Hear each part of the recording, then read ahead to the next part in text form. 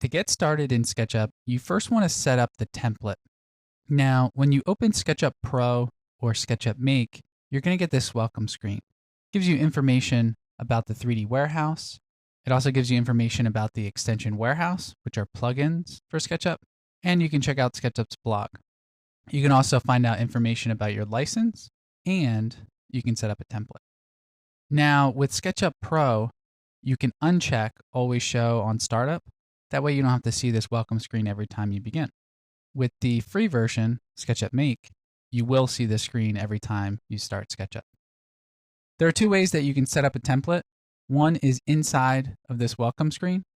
You can open up the template, and you can begin with the simple template, feet and inches, but I don't really like this template. You end up having to delete the person every time you start SketchUp.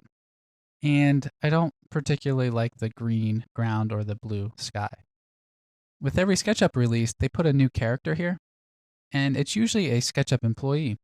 However, this year, they actually are showcasing an architect, and this is Steve Oles, who is an architect as well as co-founder of the American Society of Architectural Illustrators. So he does a lot of illustrations, used to do a lot of hand renderings, and now a little bit SketchUp. So again, I don't particularly like this template, so I want to change it. If you're inside SketchUp, you want to go to Window Preferences on a PC or SketchUp Preferences on a Mac. We'll now click on Template, and then we'll scroll down to the Construction Documentation, Feet and Inches. In older versions of SketchUp, this used to be called Plan View, Feet and Inches.